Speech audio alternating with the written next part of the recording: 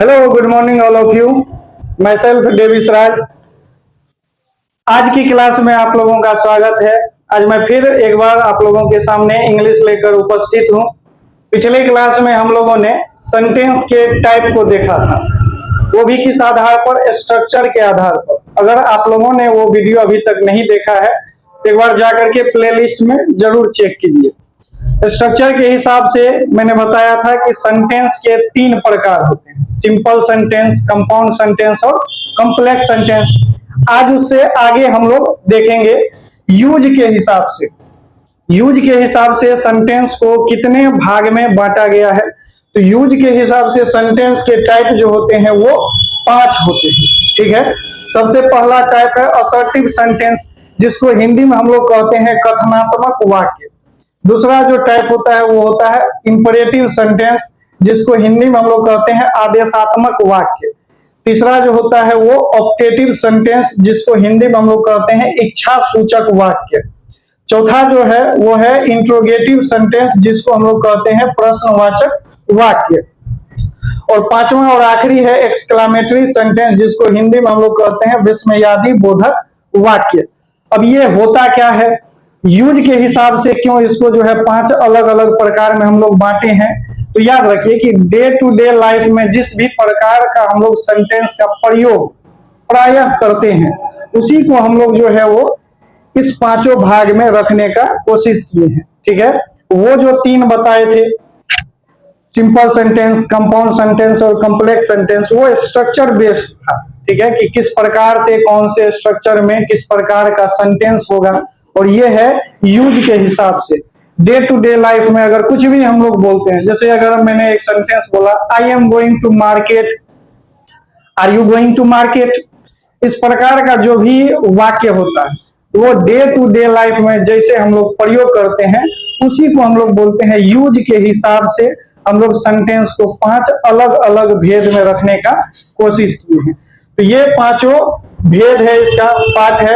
आइए इसको एक एक करके हम लोग जो है वो समझने का कोशिश करते हैं डिटेल में। क्लास में आप लोग बने रहिएगा, आप लोगों को बिल्कुल समझ में आएगा। एकदम बेसिक से है ये, कोई दिक्कत नहीं होगी आप लोगों को। अब देखिए, सबसे पहला जो टाइप है वो है असर्टिव सेंटेंस, जिसको हिंदी में हम लोग कहते हैं कथनात्मक वाक्य। अब ये होता क्या है, तो डे टू डे लाइफ में जो भी नॉर्मल स्टेटमेंट का हम लोग प्रयोग करते हैं, उसी को हम लोग कहते हैं असर्टिव सेंटेंस। नॉर्मल स्टेटमेंट समझ रहे होंगे कि जो कुछ भी हम लोग बोल दे, जनरली नॉर्मली जो भी बोल देते हैं, मैं खा रहा हूं, तुम घर जा रहे हो, मैंने खाना खाया, सीता घर गई, जितने भी टेंस का स्ट्रक्चर होगा याद रखिएगा, इसी प्रकार का सेंटेंस पर जो है उसको बैठाया जाता है। जैसे कि इसमें आपको मिल जाएगा शुरुआत में सब्जेक्ट, बीच में वर्ब और अंत में ऑब्जेक्ट। जैसे जैसे सेंटेंस के टाइप हम लोग देखेंगे आगे, जैसे आगे बढ़ते जाइएगा तो आपको पता चल जाएगा कि इसका स्ट्रक्चर जो होगा वो चेंज हो जाएगा। लेकिन असर्टिव सेंटेंस में याद रखिए कि शुरुआत में हमेशा सब्जेक्ट होता है, बीच में हमेशा वर्ब होगा और अंत में ऑब्जेक्ट होता है। सब्जेक्ट कहने का मतलब कर्ता, जो काम करने वाला व्यक्ति होता है उसी को हम लोग सब्जेक्ट कहते हैं, यानी कर्ता कहते हैं। भी का मतलब हो गया वर्ब, यानी क्रिया। कर्ता के द्वारा जो भी काम किया जाएगा उसी को हम लोग वर्ब कहते हैं। ओ का मतलब हो गया ऑब्जेक्ट, यानी कर्ता के काम का असर जिस पर भी पड़ता है उसी को हम लोग ऑब्जेक्ट कहते हैं, यानी कि कर्म कहते हैं। तो जनरली जो किसी भी इंग्लिश का जो सेंटेंस होगा उसको इसी प्रकार से हम लोग रखने का कोशिश करते हैं। और जो भी नॉर्मल स्टेटमेंट होगा उस प्रकार के वाक्य को याद रखिएगा कि असर्टिव सेंटेंस बोला जाता है। तो इसका मैं डिफाइन लिख देता हूं। It denotes the normal statement, यानी जो भी सामान्य कथन का बोध करवाता है उसी को हम लोग कहते हैं असर्टिव सेंटेंस। जैसे एग्जांपल हो जाएगा आपका I am eating a mango. दूसरा एग्जांपल हो जाएगा I am not eating a mango. अब जरा दोनों वाक्य को ध्यान से देखिएगा। एक वाक्य आपका पॉजिटिव में है और दूसरे वाक्य जो है वो नॉट लगा करके हम निगेटिव कर दिए। इसका मतलब है कि असर्टिव सेंटेंस के भी प्रकार होते हैं। जनरली आप लोग जो है कहीं निगेटिव सेंटेंस को पढ़े होंगे, कहीं अफर्मेटिव सेंटेंस को पढ़े होंगे, उसको बोला जाता है कि सेंटेंस के टाइप है। हालांकि वो सेंटेंस के टाइप नहीं है, वो असर्टिव सेंटेंस के टाइप होते हैं। असर्टिव सेंटेंस को दो टाइप में रखा गया है, एक को अफर्मेटिव कहा जाता है और दूसरे को निगेटिव कहा जाता है। यानी जो पॉजिटिव सेंटेंस होगा उसी को हम लोग अफर्मेटिव सेंटेंस कहेंगे और जो निगेटिव होगा वो तो लिखा हुआ ही है निगेटिव सेंटेंस। यानी जिस वाक्य में नो या नॉट, हिंदी के अगर वाक्य को देखें तो जिस वाक्य में नहीं लगा हुआ रहेगा, ठीक है, ध्यान से सुनिएगा मेरी बातों को, जिस वाक्य में नहीं लगा रहेगा वो अफर्मेटिव सेंटेंस हो जाएगा, यानी positive sentence. I am going to market, क्या यह निगेटिव सेंस दे रहा है? नहीं, तो वो हो जाएगा अफर्मेटिव सेंटेंस। जिस वाक्य में नो या नॉट का प्रयोग हो जाएगा उसी को हम लोग कहते हैं negative sentence. I am not eating a mango, मैं आम नहीं खा रहा हूं। तो ये हो गया मेरा असर्टिव सेंटेंस। आई होप आप लोग समझे होंगे असर्टिव सेंटेंस को। आगे जो अगला टाइप है वो है आपको इंपरेटिव सेंटेंस। अगला जो सेंटेंस का टाइप है वो है इंपरेटिव सेंटेंस, जिसको हिंदी में हम लोग कहते हैं आदेशात्मक वाक्य। तो देखिए यहां मैंने डिफाइन लिखा है, the sentence that shows request, order, advice, command, suggestion etc. यानी जिस वाक्य से आपको रिक्वेस्ट कहने का मतलब आग्रह, जिस वाक्य से आपको ऑर्डर कहने का मतलब आदेश, जिस वाक्य से आपको एडवाइस कहने का मतलब सलाह, जिस वाक्य से आपको कमांड कहने का मतलब निर्देश, जिस वाक्य से आपको सजेशन कहने का मतलब सुझाव, इन सभी चीजों का बोध होता है, उसी को हम लोग कहते हैं इंपरेटिव सेंटेंस। ध्यान से सुनिएगा मेरी बातों को।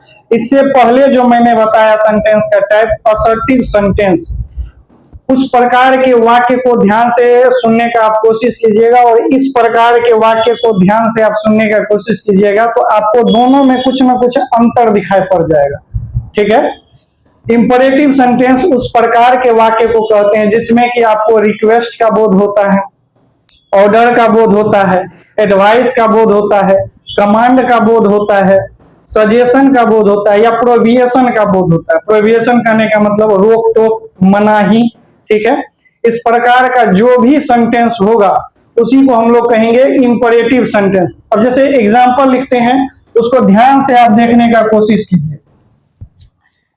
जैसे मैंने एग्जांपल लिखा, ओपन द डोर,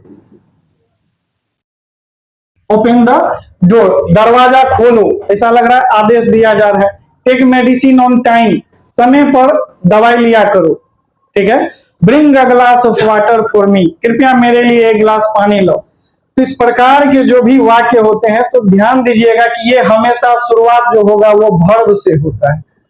इससे पहले जो मैंने बताया असर्टिव सेंटेंस, उसकी शुरुआत सब्जेक्ट से होती थी और यहां पर देखिए इस वाक्य की शुरुआत किससे हुई है? वर्ब से हुई है। ओपन द डोर, इस वाक्य में ओपन क्या है? तो वर्ब है। फिर दूसरा अगर सेंटेंस में लिख दूं, bring a glass of water, एक गिलास पानी लाओ, ठीक। तो ब्रिंग, इस वाक्य का ब्रिंग जो है वो क्या है? तो वर्ब है। अब बोलिए किसी भी सेंटेंस का शुरुआत तो सब्जेक्ट से होता है। आपने यही सुना होगा कि किसी भी सेंटेंस का शुरुआत जो होगा वो सब्जेक्ट से होगा और यहां पर हम शुरुआत कर रहे हैं वर्ब से। अगर वर्ब से शुरुआत होगा तो अंत में तो क्वेश्चन मार्क लगना चाहिए, ठीक है, अंत में क्वेश्चन मार्क लगना चाहिए। जरा एक बात हमको बताइए, क्वेश्चन मार्क कब लगाते हैं? जब वाक्य में प्रश्न पूछने का बोध होगा। इस वाक्य का जरा सेंस देखिए, ओपन द डोर, दरवाजा खोलो, क्या इसमें आपसे मैं प्रश्न कर रहा? तो नहीं। Bring a glass of water, मेरे लिए एक गिलास पानी लो या एक गिलास पानी लो, क्या इसमें मैंने आपसे कोई प्रश्न किया है? नहीं, ठीक है। तो जब प्रश्न मैं नहीं आपसे कर रहा हूं, इसका मतलब इसमें प्रश्नवाचक चिन्ह नहीं लगेगा, क्वेश्चन मार्क नहीं लगेगा, लगेगा फुल स्टॉप। तो यहां शुरुआत फिर वर्ब से क्यों हो गया? तो ध्यान दीजिएगा कि इंपरेटिव सेंटेंस जो होता है वो वर्ब से ही शुरू होता है। सब्जेक्ट के तौर पर अगर आपको कुछ लिखना है तो मान लीजिए इसमें यू हमेशा छुपा हुआ होता है, यू हमेशा छुपा हुआ होता है। अब ऐसा क्यों कर दिया गया? तो आपने कभी सुना होगा या नहीं भी सुने हैं तो सुन लीजिए कि इंपरेटिव सेंटेंस एकमात्र ऐसा सेंटेंस होता है जो एक शब्द का भी होता है। अब बोलिएगा ये कैसी बात हुई? सेंटेंस कहलाने के लिए कम से कम तो 2 शब्द चाहिए, 2 या 2 से अधिक शब्द जब तक नहीं रहेगा तब तक तो कंप्लीट सेंस नहीं बैठेगा। तो एक शब्द का कैसे सेंटेंस हो जाएगा? तो सबसे पहले तो आप मेरे सवालों का जवाब दीजिए कि सेंटेंस कहेंगे किसको? ठीक है, तो सेंटेंस जो होता है वो भाषा यानी संप्रेषण का एक माध्यम होता है। संप्रेषण कहने का मतलब बातचीत। मैं कुछ बोल रहा हूं, आप तक वो बात पहुंचनी चाहिए। मेरा जो कहने का सेंस है वो सेंस आपको समझ में आनी चाहिए, तब हम बोलेंगे वो सेंटेंस है, कंप्लीट सेंस है। एक बात बताइए, अगर सिर्फ मैं आपको बोल दूं गो गो, तो क्या आपको सेंस समझ में नहीं आ रहा है? गो मतलब जाओ। मैंने आपको बोला गो, इसका मतलब तुम यहां से जाओ। मैंने आपको बोला सिट, इसका मतलब तुम बैठो। मैंने आपको बोला रन, इसका मतलब तुम दौड़ जाओ। ठीक है, तो एक शब्द का भी सेंटेंस हो सकता है, वो इंपरेटिव सेंटेंस होता है। अब बोलिएगा कि ये जो नियम बनाया गया कि किसी भी वाक्य का निर्माण के लिए कम से कम 2 शब्द चाहिए, तो कोई दिक्कत नहीं है। ये जो एक शब्द का वाक्य है इसको आपको कंप्लीट अगर करना है तो आप यू लगा करके इसके सेंस को कंप्लीट कर सकते हैं। यू गो, तुम जाओ। अगर मैंने आपको बोला गो, इसका मतलब यू गो। सिट, इसका मतलब यू सिट। कोई दिक्कत? ये वर्ब को लेकर के जो है हम वाक्य को बना सकते हैं। ये देखिए तीनों मैंने वर्ब लिखा है और इंपरेटिव सेंटेंस एक शब्द का भी हो सकता है, इसमें कोई दिक्कत नहीं होनी चाहिए।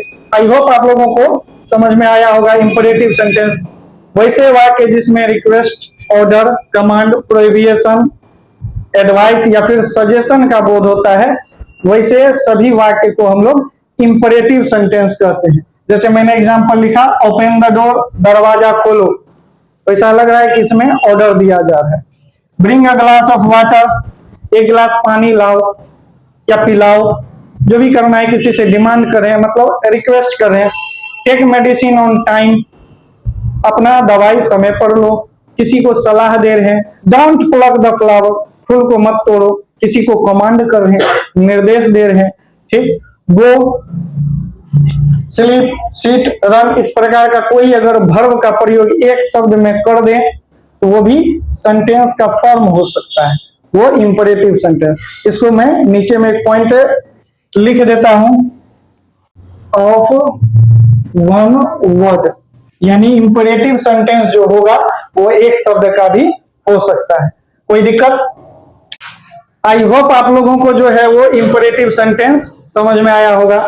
मुझे लगता है वीडियो काफी लंबा हो गया होगा, इसीलिए इसके बाद जो है इसके टाइप को अगले क्लास में हम लोग देखने का प्रयत्न करेंगे। तब तक अगर आप लोग चैनल पर नए हैं तो चैनल को सब्सक्राइब जरूर कर ले, ताकि इस प्रकार का वीडियो आप लोगों के सामने हमेशा आता रहे।